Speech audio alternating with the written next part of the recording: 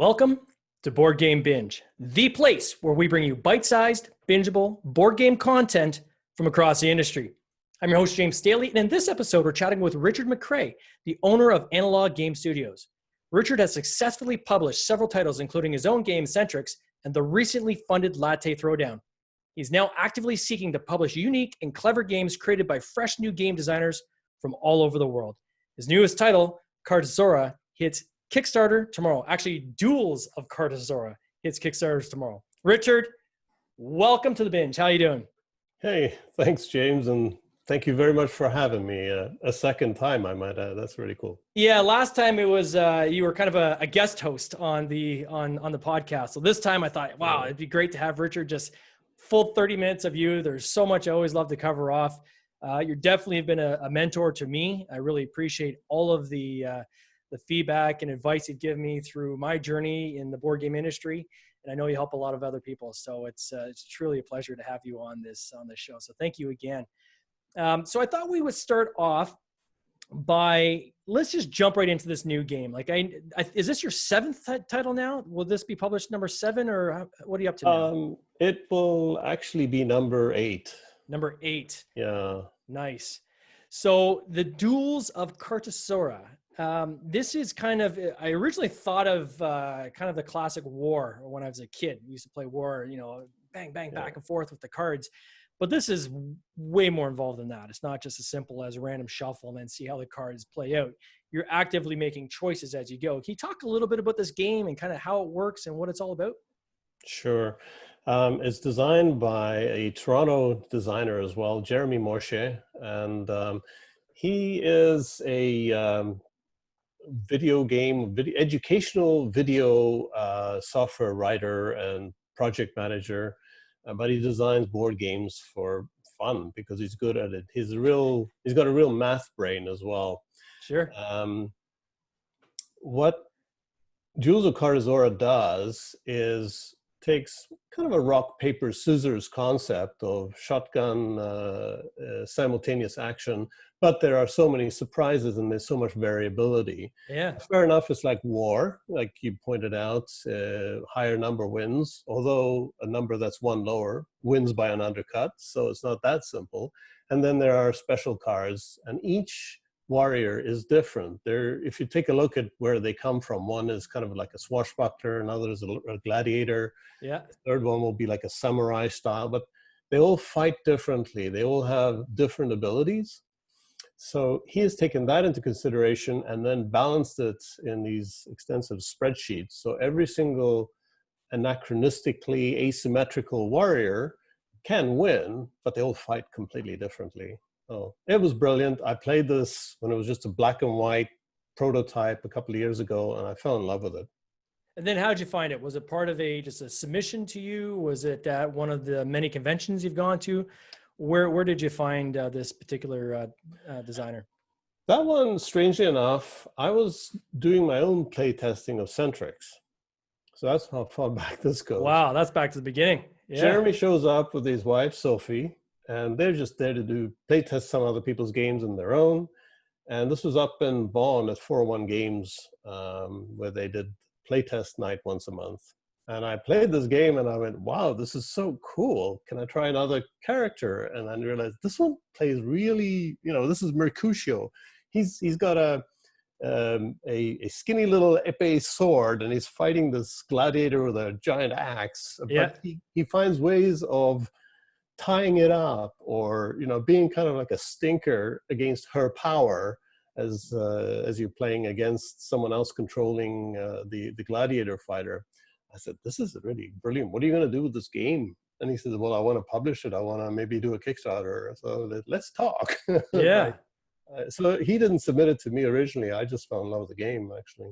And that's interesting. You hear that from time to time. Our last podcast, we were talking about Pendulum and with Stonemeyer Games. It's very similar, where he had kind of pitched, but then also was during one of these events where they just had a chance to play it and said, wow, that's a game that kind of fit with what they're looking for. Now, when you do games, you try to do that, right? You try to find kind of like a spectrum across your portfolio where you don't want to have necessarily the same game. You're trying to have different types of games for different types of people. Is that fair?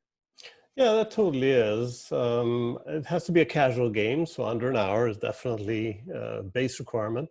And I don't want to do a repeat of what I did before. I want something that's quite unique and different. So that's a good description. Now, this game goes on Kickstarter tomorrow, and I would have shown the Kickstarter page, but I don't have access yet. So tomorrow, I encourage anybody to check it out.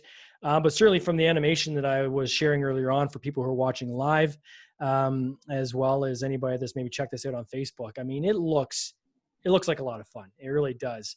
And now this is not the first time you've tried this game. This is I guess, kind of a second kick at the can, so to speak. Can you talk a little bit about that? Yeah, absolutely. We originally launched it February 2018, and it was the same day that Renegade Game Studios came out with a massive production, and it was a wildly busy day, so it did not get good traction to start. We also were a little bit too our objective of the funds we were looking for, like 11,900 or something like that. I think we had, that was just way too beyond where we should have put it. Too aggressive for that kind of a game. So we pulled it back, and at the time we only had 2 of the warriors completed. So we thought, you know what, we don't have a lot of this game done. Why don't we go ahead, finish the 6 warriors, which we've now done, and then come back. So that's what we did. We took our time, a year and a half, to get that work done. And so the game is really quite ready to go to print in a couple of weeks, little tweaking of print files. And I think that's a good lesson for other, either designers or publishers out there. You're not going to hit a home run every single time, right? And that sometimes can be your greatest enemy is your prior success, because you forget some of the work that's required to get there, right? And success when looking through a historical lens always seems easier than when you're actually going through it at the time. And so, kudos for you guys to say, you know what, we're going to do. Now, this one you actually pulled, like, I think you canceled the actual campaign, right? So, yeah, we did. Yeah. And the difference for people who are listening is, I mean, you can go through to the end of your campaign and it'll just show as not funded. But most people that have done Kickstarter know you're going to have a big influx of pledges right at the beginning. You're going to have a lot of people come in the last 48 hours, and it's going to kind of trickle in between. You got this kind of reverse bell curve. And you should know after the first week, are we going to hit our target, or is this going to be a grind right till the end and it's still unknown? And if you know at that point, there's nothing wrong with saying, you know what, we didn't get it right. We got to adjust something. We got to make some changes, and we can come at this in a better way again. So what are some of the changes you made? So one was the artwork. Was it by finishing the characters? You mean like actually finishing the artwork, or story development, or what do you mean by that? No, it was completely the artwork. This game is 72 cards plus 6 reference cards and a couple of tokens for the winner of the first round and last round. So it's very inexpensive to manufacture. The cost in this game is the artwork, because that, is an artist, and we pay our artists what they are worth. We don't sort of tie them into the success of the game or something. And so we went ahead and invested in the complete artwork. The characters and what they did and so forth was all there already. The mechanics were all there already. And can you see this game getting into stretch targets at all? Like, as you go through, is there some things you guys have kind of planned to say, here's kind of the base game, but if we can get up to this next level, this is the kind of stretch target we're looking for? Or is it just going to kind of fund as it is, or what's the plan behind that? I am open to stretch goals. Yeah. I don't want to jinx them, but I would say one would be really cool, and that is if we could fiddle around with these tokens and actually turn them into coins. And that's really awesome. Taking a page out of your recent game, which was Queen of Scots. Yeah. A brilliant, beautiful medallion, like really heavy, nice coin, quality coin that you were able to create for that game. Too. But yeah, that was my favorite part, I think, is that that was something we threw at the last minute. We'd finished the game. We weren't planning on doing really a stretch target just because we had such a rapid turnaround we're trying to do. And it was something natural we could put in. But yeah, the quality turned out really, really well. And what surprised me more than anything, I think, was how much backers really appreciate coins. Like I didn't realize there's actually a selection of backers out there that specifically like to collect coins. They look for games that have coins, whether it be just the money that's in the game that's used as coins, or in this case, you know, you've got your first blood token or maybe your finisher token. Those being actual coins, I think has got some good feel to it. It makes it almost feel like real money, but again, there's a cost behind that, right? So you can't really do that until you kind of get up to the higher levels and so forth. So yeah. is this going to be a 30-day campaign, or how long is your campaign going to be? Super short. It'll be exactly 2 weeks, so you better hurry up, or if you're on vacation, forget it, you missed it. But it's also the first of many more. So these are 6 characters that have been developed. They're complete. The artwork is done for each of the warriors. There's going to be 6 more in about 6 months to 8 months time that we'll be bringing in. Oh, nice. So you can imagine 6 characters, that's 15 different matchups. Yeah. Mathematically, that you can create out of that. The additional 6, which will come much later, well, with 12 total, they'll be completely compatible, of course. That's 66 different matchups. So you can have a lot of different games, a lot of different experiences, and you'll feel each character is how, you know, they're fighting like the style of fighting that they would typically be fighting in. Sure. If you go back to the time when they were, you know, warriors and in the ring and so forth. Yeah. Is there an intent to do like another Kickstarter on that, or would it be on your website? People can buy the expansion, or what are your thoughts around that? No, the other one will be a Kickstarter, and it'll be of a different caliber Kickstarter too. This one is, as I said, 2 weeks quick. We want to get this printed and out soon. The next one will be something else. Yeah. Now, how does that conversation go when you have a designer that you're working with? You're a publisher, obviously, so you bring in people's games, and you select the ones that you think that you wanna work on, and the ones you think will be successful. How does that conversation go when you have to cancel a campaign? You know, whether for this game when you did this one, or any game in general, how do you usually manage that conversation with the designer to say, you know, this didn't really work this time, and kind of how does that flow?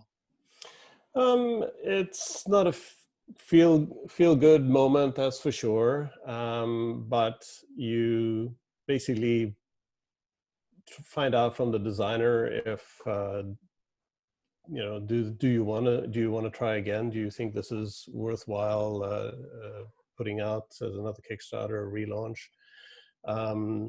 I very, very strongly believe in this game. I think it's very brilliant and complex in its simplicity.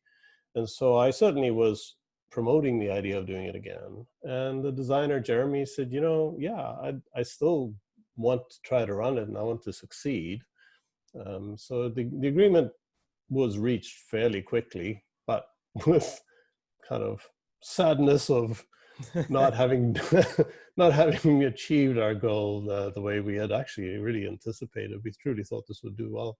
And do they have the option, if like when you sign them, to say, look, if we don't make it, you're free to go your own way, or you can stick with me? Like, do they have that kind of option? Or, you know, I don't think there was a specific clause in our contract in this particular case that said anything of that. But I mean, you know, it's obvious. I would, if a designer says, you know, Richard, we don't want to do this, I don't want to go ahead with this, then that's fine. Yeah, and sometimes they may just want to take a different path or try something different, right? It's a highly emotional endeavor to undertake, Kickstarter, especially for someone that's created something.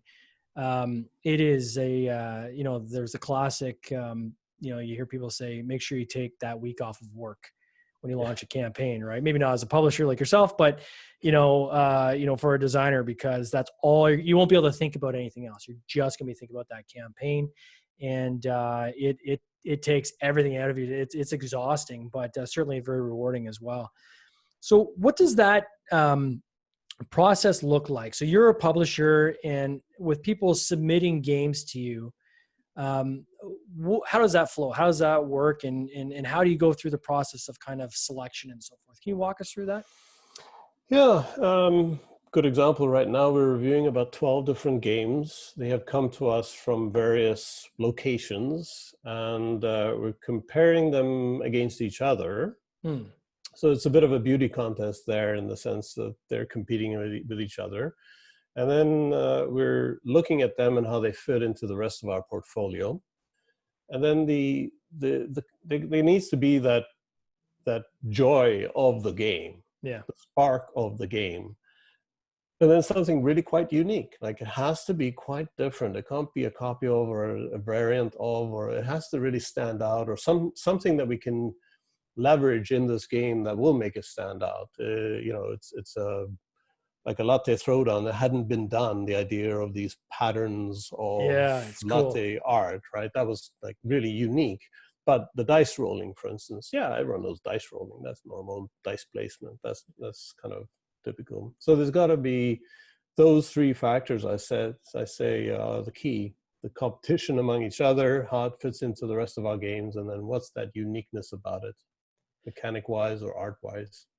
And then how do you do the scoring for that case? Is it more just kind of your feel as you go through playing these games, which ones you kind of fall more in love with? Or do you have like a specific criteria, like in how you're ranking the games versus each other? Like how does that selection process happen? It's not a clipboard and a chart as such, but yeah, it's you apply your brain to answer, does this fill this particular objective? Which game right now is playing better of the ones we're evaluating? So you put those 3 or 4 games in a pool on by themselves and continue the testing that way.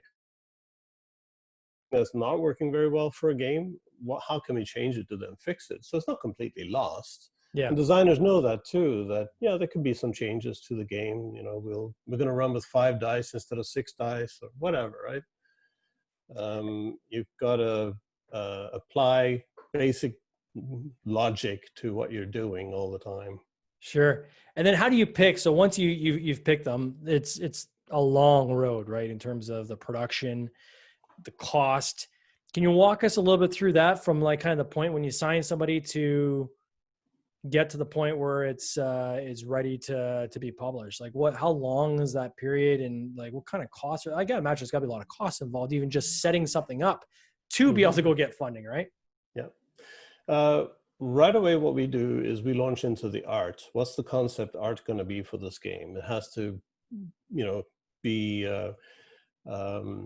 beautiful in some aspect, in some way. And we'd like to take that to the playtesting that we then start doing. And here in Toronto, we're really blessed with a lot of venues. We were pre-pandemic, obviously. Has that impacted you, the pandemic, at all? Like, have you found that's impacted your ability to actually, do these playtesting and so forth? It is hard now that we're doing another fresh round of evaluations. Yep.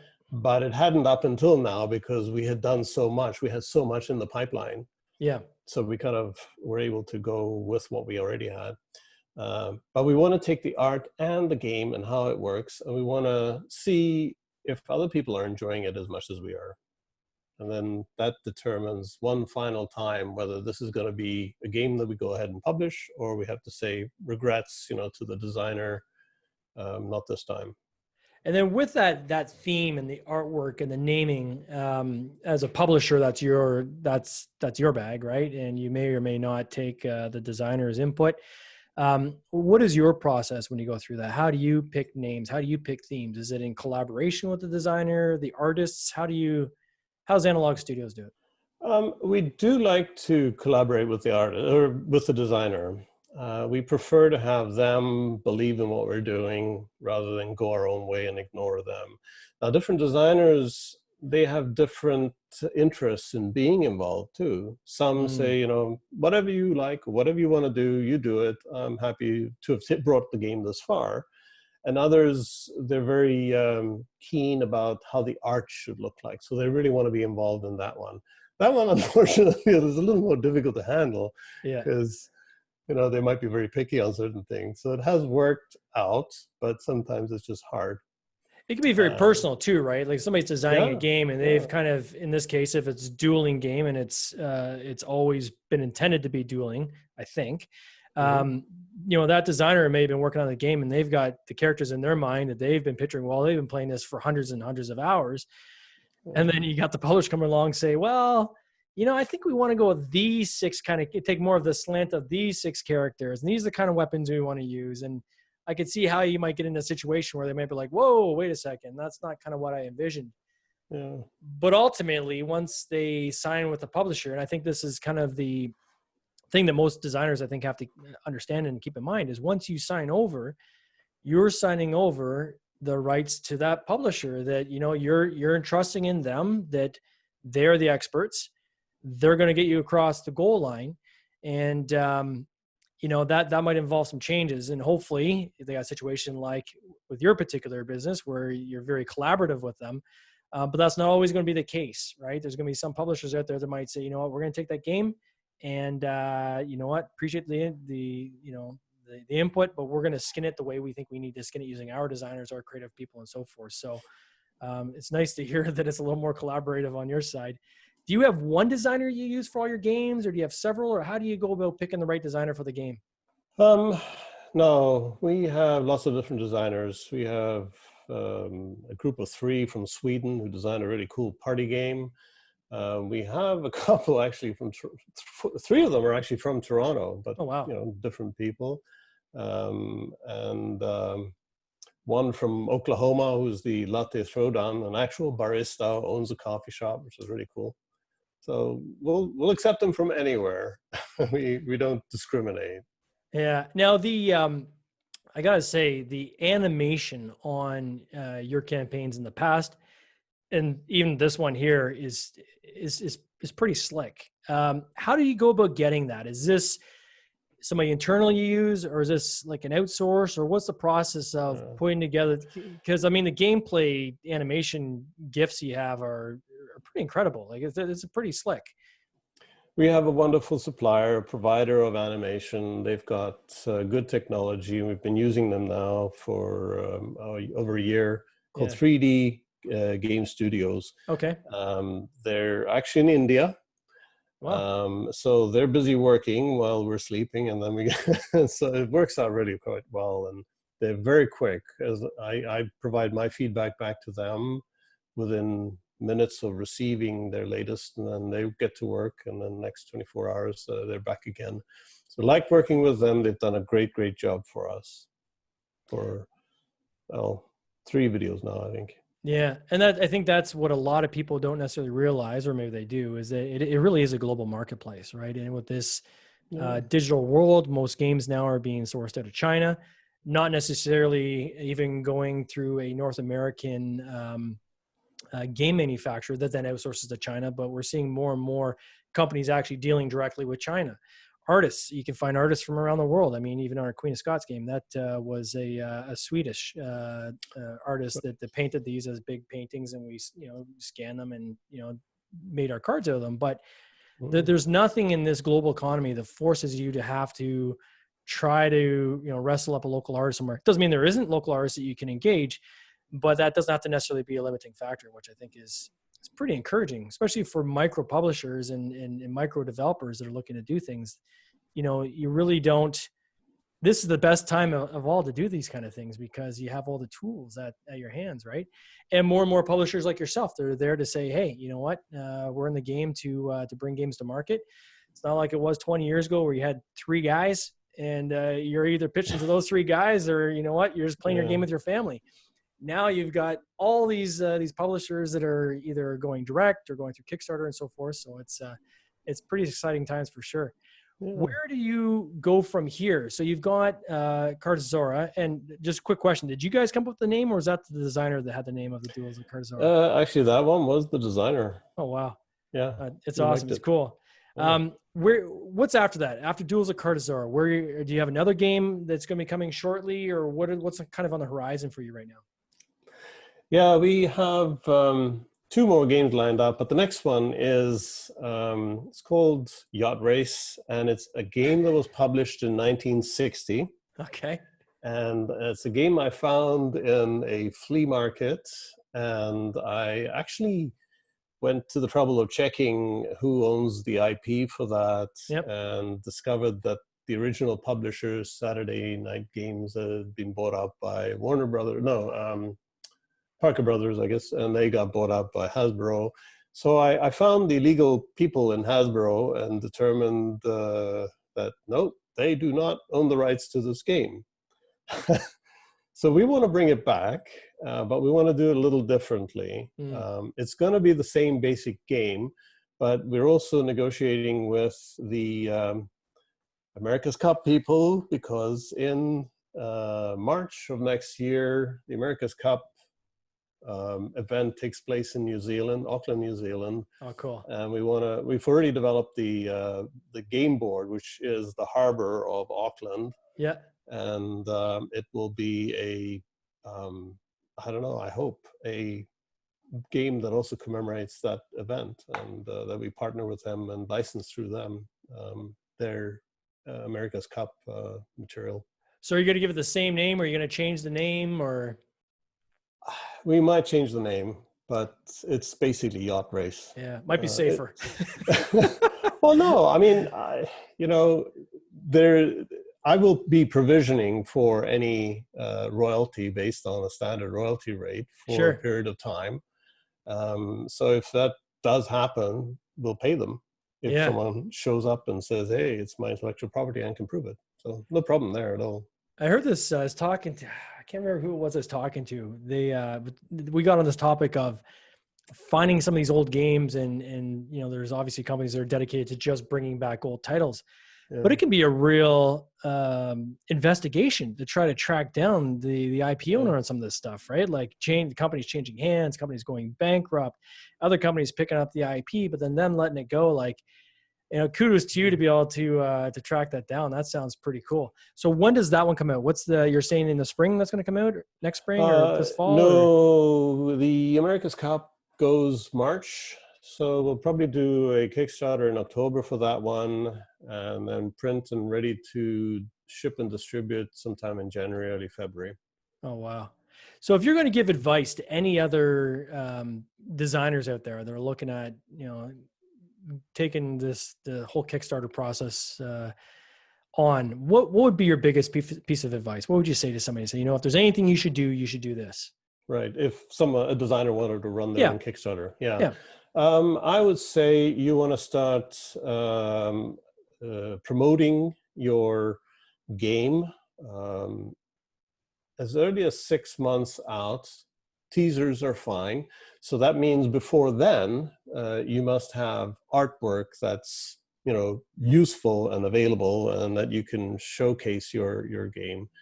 By the time you get to 3 months before your Kickstarter is going to go, you start some serious Facebook advertising, particularly, in other places if they're suitable to your game, because you want to be building up the follower numbers on your Kickstarter. So that's kind of key, because that's a Kickstarter message that goes out when your game launches and says now live, so people get reminded of everything that you've done during the 6 months prior. Yeah, that was the biggest piece of advice he gave me. Actually, I think it was with my most recent game. You had reached out and said, hey, do you have your preview page yet? And I didn't, and I'm guilty of this, of always being good at giving advice, never good at following my own advice. I didn't have it. So I was like, I got to do the race. I got to do the crunch to try to get that page up. And I know Alex Young, he's listening to this podcast right now as well.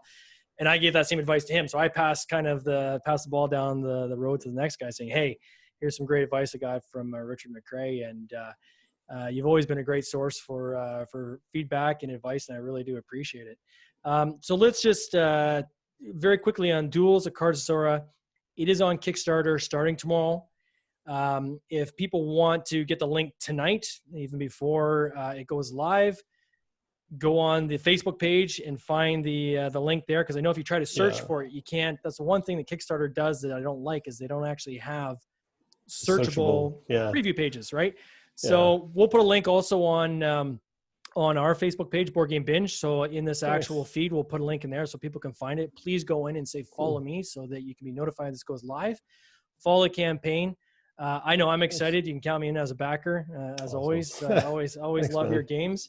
And once again, Richard, I just want to say thanks for coming on this podcast. It's been a true blast. And all the best on this new game. Thank you very much. It's been great being here. No worries. Hey, you take care, eh? Cheers. Cheers.